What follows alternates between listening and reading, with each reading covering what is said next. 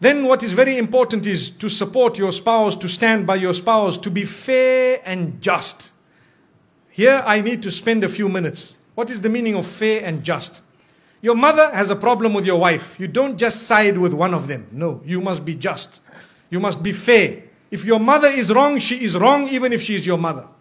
We have an attitude where we say, my mother is my door to paradise. My brother, sometimes your mother is your door to hell. Did you know that? From Islam, I'm telling you, if that mother of yours is oppressive and she is doing something wrong, she could be your door to hell, not to heaven. Do you know that? Wallahi. And I am saying this with all passion because we have seen a lot of marriages where the mother-in-law thinks she is the queen who is married to the woman who you are married to before you. And then she comes and relays all her unjust instructions which are absolutely unacceptable. And the man just sits down. That's my mother. That's my mother. That's my mother. How long are you going to keep on saying that's your mother when she is oppressing your wife?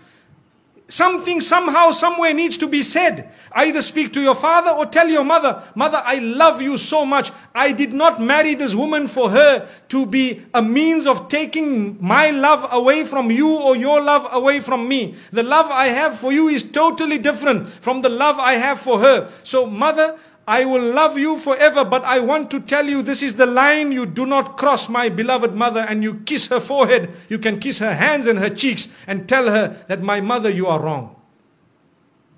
Lay it down. When you do not lay your territory, your marriage cannot work. People don't know where is my limit. They don't know. So how can your marriage work? Your mother doesn't know, your father doesn't know. Some fathers issue instructions to their daughters-in-law worse than the instruction of their own son to that wife of theirs.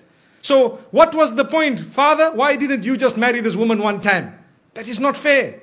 You cannot just come and say, that's my daughter-in-law, I must tell her, you stand here, you go there. No, they have their life. Give them their freedom. Understand, they too need to grow in marriage to live happily ever after. It's not just you who comes and dish instructions and go out.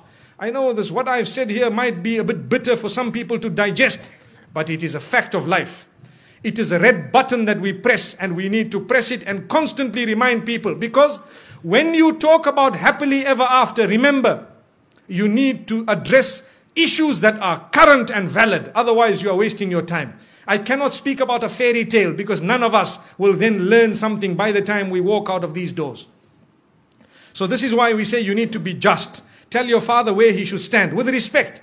And please, the parents, do not hate your child just because he needs a bit of time with his wife. No. Or the wife needs time with the husband or the children. No, allow them that. Let them go. You do not have to go everywhere your children go.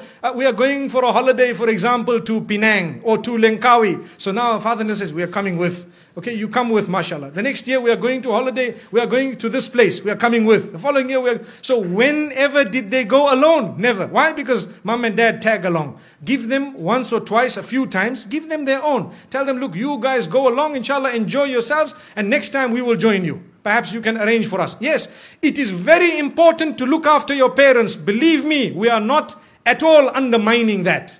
That is a rule on its own. Look after your parents, but be just when it comes to your relation with them and the relation with your spouse. Be just. Even your children. Some people, and this happens in some homes, they have more than one child. So the children begin to get children. So those children who live with them in the same home, every time we shout them, we pick on them. Why? Because they live in the same home. And when the other son's children come, because they live far away, oh, my son, where were you? What happened? These children are watching. They are seeing, look at this grandfather of mine.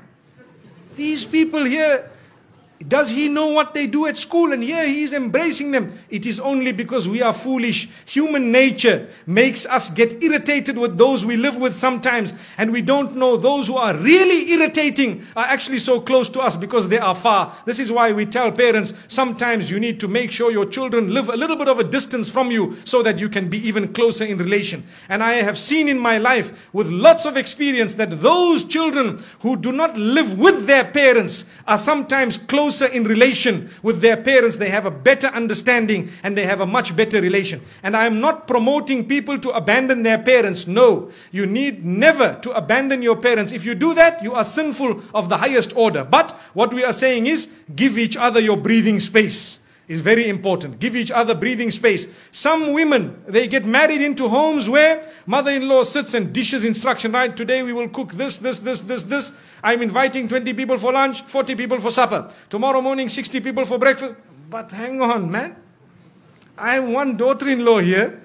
We are a few people here. What's going on? If this happened once a while, it's okay. But you cannot just sit back and dish out instructions as though this is a restaurant.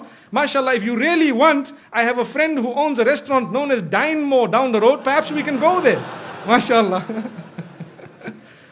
May Allah subhanahu wa ta'ala grant us goodness. I had to mention that because, there are a few restaurants we've been to here. And MashaAllah, the cuisine is something else. So my brothers and sisters, I'm just thinking of it, probably the cooks are males, not females. Remember this. When you say food is very nice, a sharp woman would say, well, that's a male cook. Which means now let's eat here every other day. May Allah subhanahu wa ta'ala grant us goodness. So the point being raised is be just, be fair, be balanced. You cannot keep it lopsided all along. Because you will have your children, they will grow up, they will get married. How do you like your daughter to be treated? Remember this. Remember, very important point.